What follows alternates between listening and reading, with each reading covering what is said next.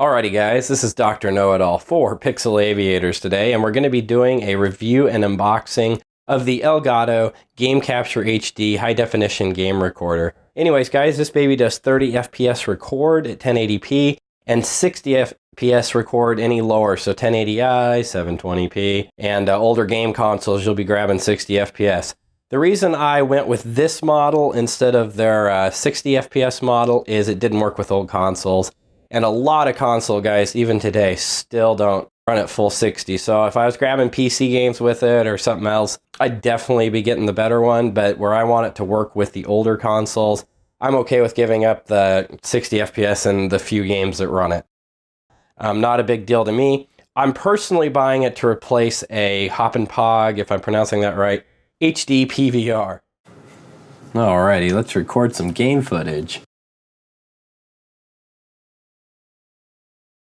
No signal. Ugh.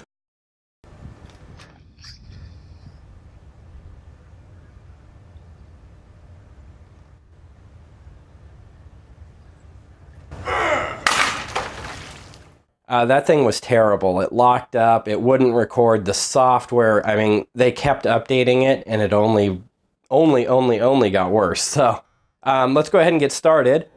It should come with most everything you need for modern consoles. If you want to be able to grab footage from old game consoles, you will need to order the composite cable from their website. It's like $9. It's pretty cheap. So anyways, first we're going to go ahead and unbox her here, and after we're done with that, I'll go ahead and show you the software and that sort of thing. So let's get started.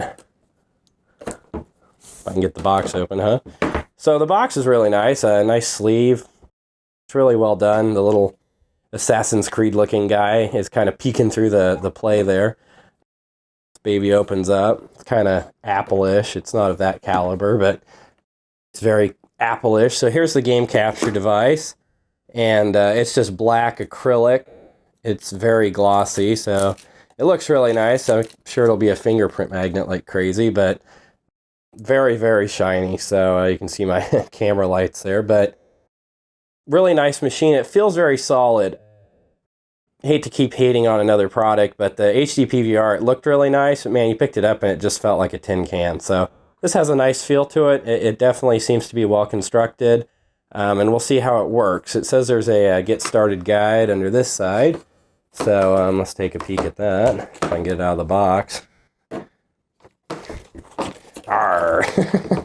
Alrighty, so it looks like it has instructions in all kinds of languages to connect it to your game console. So that's really easy, guys. There's just an HDMI in, and then an HDMI out, and then this goes to your PC, and this is for old game consoles. And so if you do plug an old game console into it, it does still output to HDMI.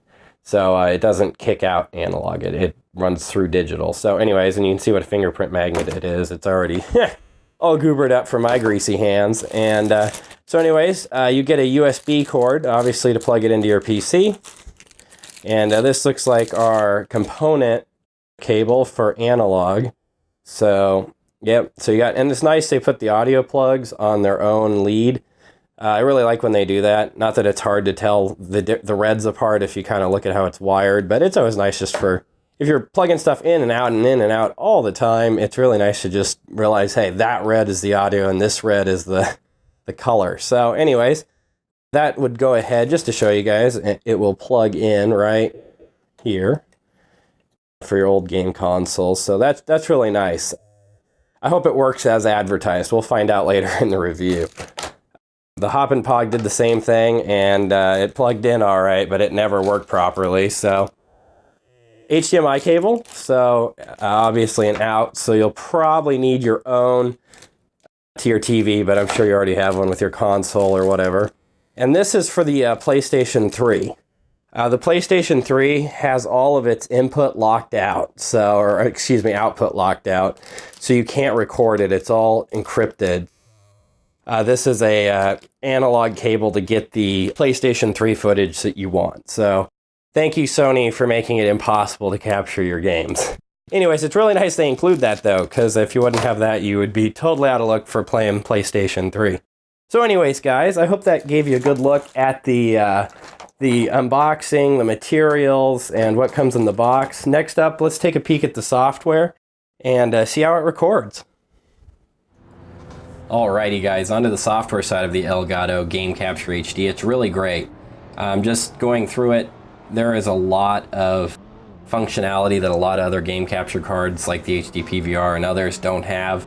And I've had really no problems with this software, so that's saying a lot. Many of the other software I've tried for different game capture cards have had lockups, freezes, just all kinds of crap. And I've experienced none of that with quite a few hours of using this thing. Anyways, going down the options on the right side here, depending on which Elgato device you have, that's where that will appear. That's pretty self-explanatory. And the options, which we'll go into in just a sec. You can adjust your game audio, so that's really handy if you're live streaming, which this app also does. Get your audio dialed in right there. You don't have to do it through OBS or system settings. You can just grab it right there. Live streaming, so if you want to shoot right to Twitch while you're playing, this will do it and encode it on the fly, which is handy as well.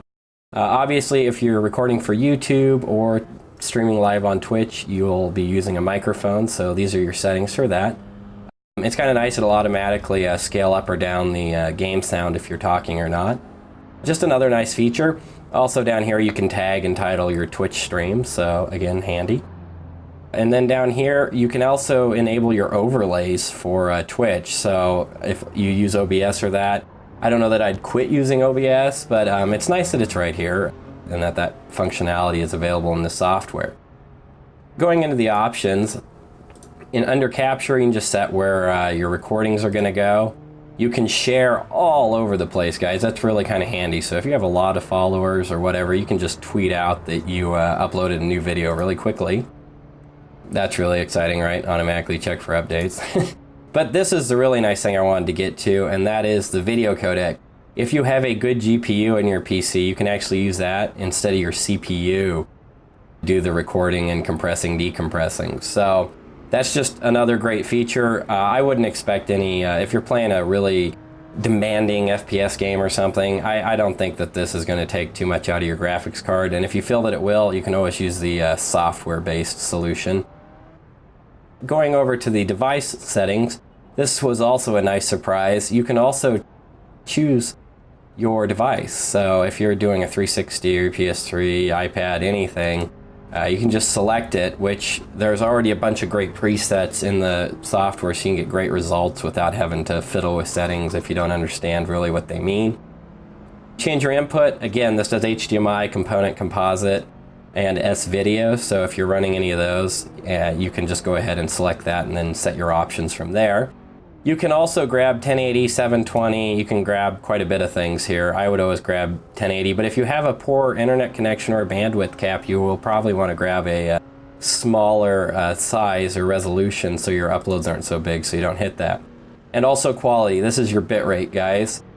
I'm at max quality, which is 30 megabits per second here, or 13.6 gigabytes an hour, which is great. YouTube really cuts stuff down. Now, I will say that the better the quality before YouTube cuts it down, the better it looks on YouTube. So don't always just cut your stuff down low because YouTube cuts it down. If you can start with a really nice file, you can get pretty good quality on YouTube, whereas if you have a really low-res file, and then YouTube cuts it down, it just gets awful. So I would always try and get as high on this as you possibly can. This is if you're using standard def, you can square it up and stretch standard definition. So depending on how you're recording, if you just want like the original 4:3 box on games, you can do that, or you can have it stretched to 16:9. You can also adjust your brightness, contrast, saturation. Woo, easy for me to say, saturation. Saturation and hue. You can just go ahead and grab those on the fly. So that's kind of handy if you don't like how it's looking. You can gain your audio up or down and add profiles. So if you have a set of presets that you really like, you can just go ahead and add a profile and grab those every time you stream. And this is to make it work better with your TV. I really don't know what this does. I didn't have to adjust it or have any problems with different TVs I tried. And I also tried N64, PlayStation 2, which nicely works on the PS3 cable that's included, I'll note.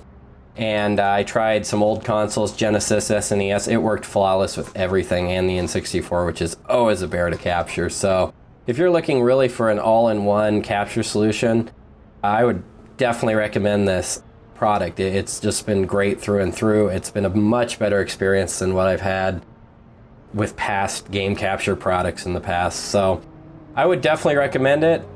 Next up, I'm just going to go ahead and show you some footage of Forza, Mortal Kombat on N64, and some other game footage I captured on different systems, just so you can go ahead and gauge the quality of it. I didn't compress it down any further than 30 megabits per second, so what you're seeing is directly out of the device, not re-rendered and compressed out. So anyways, guys, I hope that was helpful. If you liked the channel and found the unboxing or review helpful, please like, comment, and subscribe. I'd really appreciate it. That's how we grow the channel, obviously. Thanks for watching, and I hope to see you next time. In 400 yards, turn left. Turn left.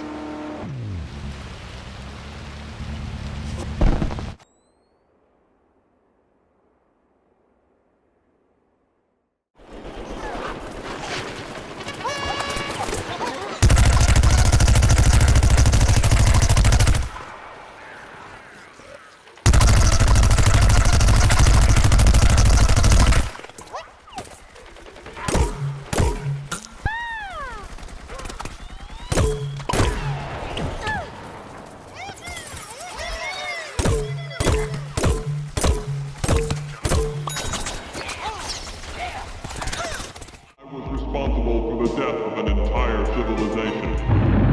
To rid all realms of Shinnok's menace, I waged a war that plunged the Earth into centuries of darkness and banished Shinnok into a place called the Netherrealm. Now, after Shao Kahn's defeat at the hands of Earth's warriors, Shinnok has managed to escape his confines in the Netherrealm. The war is now being fought once again.